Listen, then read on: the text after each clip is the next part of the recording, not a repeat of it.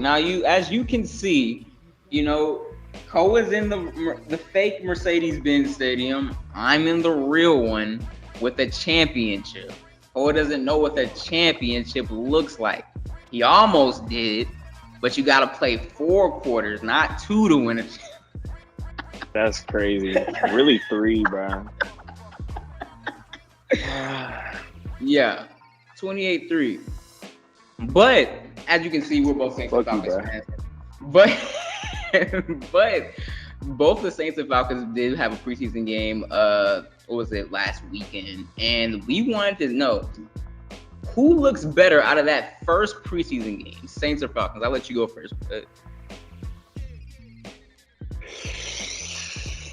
I hate this question, but I'm gonna still go with the Falcons because if you watch the Falcons game, basically the majority of the game, the Dolphins do it better. But like you said, you win the game in 4 quarters and not 2. And what really stood out to me, even though like no starters are playing, but it's just the way how your boy Ryan Nielsen, you know about him, your D-line coach, and how everybody was raving about him. He's the truth, and I got a hot take. For the past couple of years, the Falcons have had a bottom 30 defense. This year, we're going to be top 15. You can book it. We're going to jump all the way to middle of the pack. I think that's a very big jump. And I do think that the D-line this is going to be a different D-line because throughout my whole existence, I've never experienced a good Falcons pass rush. Maybe like one outlier with a Vic Beasley here or John Abraham over here or Grady Jarrett, who's a defensive tackle. If your defensive tackle is your best pass rusher, like no disrespect, but like you're not going to really be as dominant unless you're Aaron Donald. But anyways, I do think that this defense is going to look very, very, very different. And I do need to see Ritter in these next upcoming preseason games. But off of that first preseason game, what really stood out to me was the defense. Scoring on special teams on a punt return by our boy D. Alford. That was pretty lit. And the defense making plays, really. Whether it was sacking the quarterback or getting that pick 6 at the end of the game, just finishing out the plays. Falcons look better. There's no way in hell I'm going to say the Saints look better. Sorry, you're not getting that. Obviously, Koa didn't watch the New Orleans Saints game because if you looked at that first drive by Derek Carr, it was almost flawless. 6 of 8 and a touchdown. And this is the thing that I wanted to highlight because for me, the past 2 or 3 years, the Saints offense has been very stagnant and very reliant on one person, Alvin Kamara. He touched the ball 1 time during this drive. 1 time. And that was in the pass game, and that was a screen. Other than that, Derek Carr was able to spread out to everybody. Jawan Johnson can't guard Mike. It wasn't a slant route. It was an in route. It was 10 more yards. It wasn't a slant this time. Keith Kirkwood in the end zone. The Saints are in, to me, a really good position because they don't got the expectations on them. They can fly under the radar.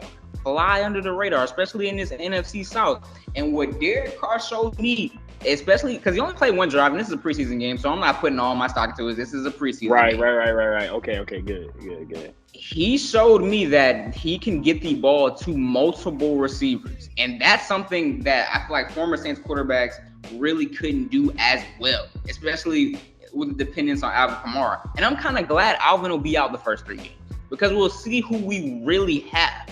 And look. I know that might sound crazy. Are we a better team with Alvin? Of course we are. But I think Jamal Williams will be able to carry a little bit of that load because he's back there as well. But to see the connection between Derek Carr and can't guard Mike, I like what I'm seeing. Will he be able to stay healthy is the real question. And do I really have to talk about the Saints defense? Do I even really have to talk about the Saints defense? You see Alontae Taylor on the other side. Young rookie was making plays last year. He's going to do it again. You see Marcus May making plays. And you know Cam Jordan going to get back there. You know everybody else can get back there. So I'm not even worried about it's a Dennis Allen-led defense. They're going to blitz on 3rd down. It's going to be a fun time. But that Saints offense looked real smooth. And I don't know if the Falcons don't want to see that come November. Bruh, this man, I mean, you kind of lost me with I saw Saints quarterbacks throw to different receivers because past Saints quarterback, like, congratulations. Derek Carr is better than Jameis Winston and Taysom Hill and Ian Book. Kudos. Like we didn't already know this. Like, you pay this man $120 million. Like, I'd hope so in a preseason game that this man would be able to air it out a little bit if you paying him that much money. But aside from the jokes, we'll see what happens because, Falcons are really flying under the radar. No one expects anything from Desmond Ridder and the Falcons. No one expects anything from a team that can't throw the ball. Like, you're talking about all these good, who you're describing? We can run the ball and we can play defense. Yeah, it sounds like the Chicago Bears for the past 10 years. No one can throw the ball, Koa. So if you can't throw the ball, you can't win the game. That's how it is. That's how it is. And the Saints have someone who can throw the ball. You guys don't. I think Carmichael's going to have it cooking this year. That's just what I think. Bro, we're just going to have to see. Because we're talking November. Yeah, facts. We're going to go to the game and see this shit. Okay. It's a preseason. This week one is going to be real interesting when we come back and have to talk about both of these teams. So, yeah, it's going to be good. I'm definitely looking forward to the Saints-Falcons. I think they play November 26th this year. So, we might actually go out to that one. We might. Right. If y'all want to see a little vlog to the bins, y'all let us know. But that's going to wrap up our episode. Koa, do you have anything to say? No, sir. Tune in next week. Well, guys, definitely comment, like, subscribe. Tell us if you believe in Anthony Richardson, because I don't. But let us know if you got any hot takes. Let us know if you have any hot takes about anything we said. But yeah, man, Dirty South Podcast out.